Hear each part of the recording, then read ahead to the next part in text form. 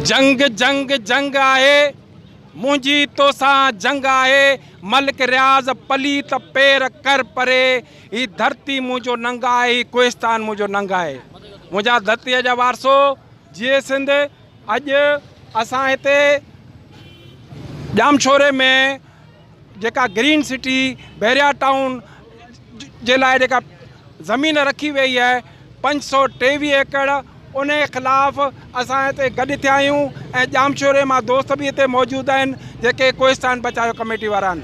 दोस्तो वधीक कोन ॻाल्हाइणो आहे, मुख़्तसर इहा आहे त वजूद खे बचायो, पंहिंजे वजूद खे बचायो, पंहिंजे दंगनि खे बचायो, पंहिंजे नंगनि खे बचायो।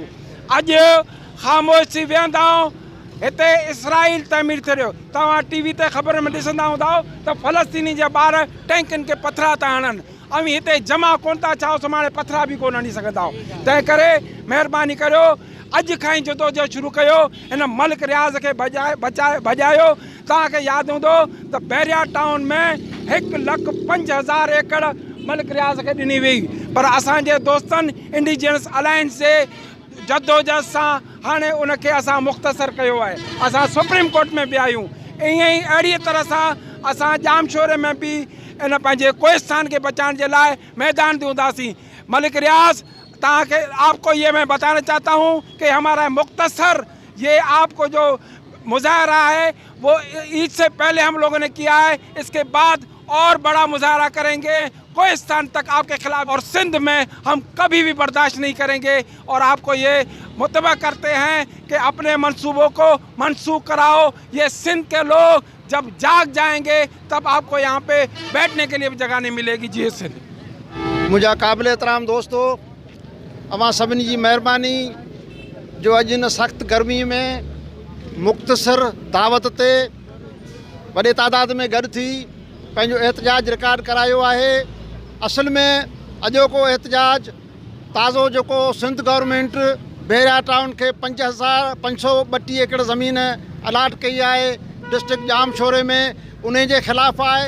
पर इहो एहतजाज उन एहतजाज में हिकिड़ो इज़ाफ़ो थियो आहे जेको बैरिया टाउन जे ख़िलाफ़ असीं जे कराची ऐं मलीर जी ज़मीन ते जेका वालार आहे उन में जेको असांजो सिलसिलो हले पियो ही उन में हिकिड़े क़िस्म जो इज़ाफ़ो थियो आहे।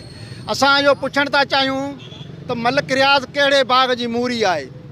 ही एॾो वॾो ताक़तवर आहे जो सुप्रीम कोर्ट चवे थी त 2011 खां पोइ ज़मीननि जी अलाटमेंट ते पाबंदी आहे।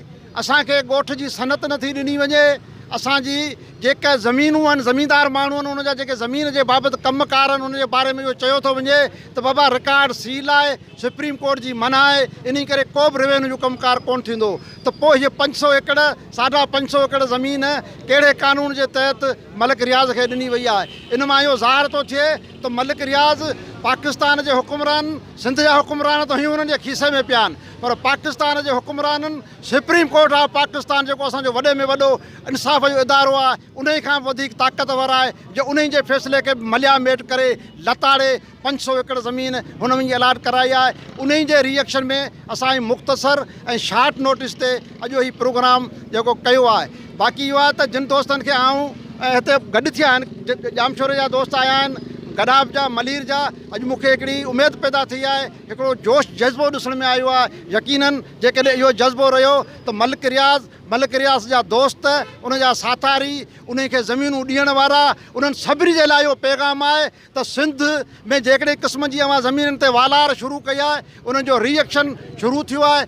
कल्ह ठटे में एहतजाज हो, अॼु ॻाढ़े में एहतजाज आहे, कल्ह जामशोरे में हो, त सिंध जे कुंड कुर्छ में सिंध जा माण्हू हाणे संदरो ॿधी मैदान में लहण वारा आहिनि। उहे तव्हांखे इहो सबक़ु ॾींदा त सिंध जूं ज़मीनूं सिंधियुनि जी मिल्कियत आहे, हीअ असांजी अबनदाननि जी मिल्कियत आहे। माज़ीअ में हज़ारनि सालनि में, करोड़नि सालनि में असांजे वॾनि, असांजे बुज़ुर्गनि पंहिंजे कफ़न सर सां ॿधी चेलियूं हिक ॿिए सां ॻंढाड़े इन ज़मीन जे इन पंहिंजे नंगनि दंगनि जी हिफ़ाज़त कई आहे। हीअ बाग़ैरत क़ौम आहे, हीअ दोदे सूमरे जी क़ौम आहे, हीअ होशूए हेमूं जी क़ौम आहे। कंहिं बि सूरत में तव्हां गद्दारनि खे, धरती जे दुश्मननि खे पंहिंजे ज़मीन ते बर्दाश्त न कंदा, तव्हां सां मुआदो अटकाईंदा। तमामु वेझड़ा ॾींहंनि, तमामु थोरा ॾींहंनि ऐं ॾिसां पियो त हिन साल में ई इनशाला सिंध जा माण्हू मोचड़ में गन विझी तव्हांखे उहो हशर तव्हांजो कंदा जो तव्हांखे तारीख़ में तव्हां जो उन में जो लिखियो वेंदो उन शइ खे। वॾी महिरबानी दोस्तनि जी जेके हिन प्रोग्राम में शरीक थिया आहिनि। दोस्तो साथियो,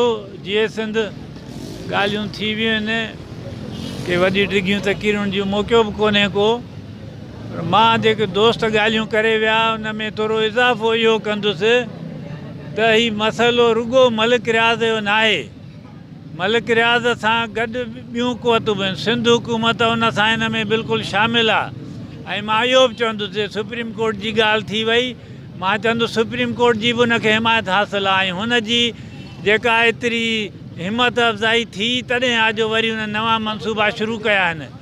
जॾहिं इन ई सुप्रीम कोर्ट पहिरीं चयो त इहो सॼो बहरिया टाउन ग़ैर क़ानूनी आहे, इन ख़तमु करणु खपे, पोइ वरी उनखां पैसा वठी ऐं उनखे जाइज़ करार ॾिनो वियो।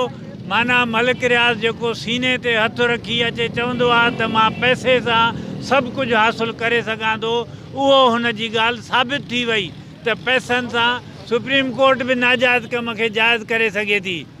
तंहिंजे करे असांखे पंहिंजी जिदोजहद वसी करणी पवंदी ऐं सिंध दोस्त ऐं सिंध दुश्मन में फ़र्क़ु करिणो पवंदो। सिंध जो वज़ीर आला चवे थो त सिंध खे क़ानूनी करे हलायो थो वञे, क़ानूनी करे न हलायो वञे। मां हुनखे चवंदुसि, शाह साहिबु, क़ानूनी जो तोखे मक़सदु सम्झ में अचे थो?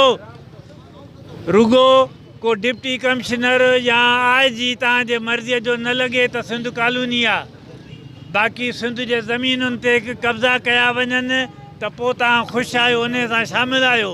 कॉलोनाइज़ेशन थींदी या हिते धरती धणी ज़मीनुनि ते कब्ज़ा करे ॿाहिरियां माण्हू विहारिया वञनि, उहा कॉलोनाइज़ेशन थिए पई। इन में या सिंध गवर्नमेंट बि शामिलु आहे, पीपल्स पार्टी शामिलु आहे। दोस्तो, मां वाज़ ॻाल्हि चवंदुसि, तव्हांखे फ़ैसिलो करिणो पवंदो। सिंध इंडिजिनस राइट्स अलायंस इहे ज़मीनूं बचाइण जी जिदोजहद थो करे, पीपल्स पार्टी इहे ज़मीनूं विकिणे थी। तव्हांखे फ़ैसिलो करिणो पवंदो त तव्हां ज़मीनूं विकिणण वारनि जो साथ ॾियो था या ज़मीनूं बचाइण वारनि जो साथ ॾियो था। ज़मीनूं विकिणण वारियूं त पीपल्स पार्टी जो साथ ॾियो, जे ज़मीनूं बचाइण चाहियो था इंडिजिनस राइट्स अलायंस जो साथ ॾियो। महिरबानी दोस्तों, आख़िर में सभिनी दोस्तनि जी वॾी महिरबानी ऐं आईंदा असांखे सॾु ॾींदासीं ऐं सभु ईअं असां सां गॾु थियो।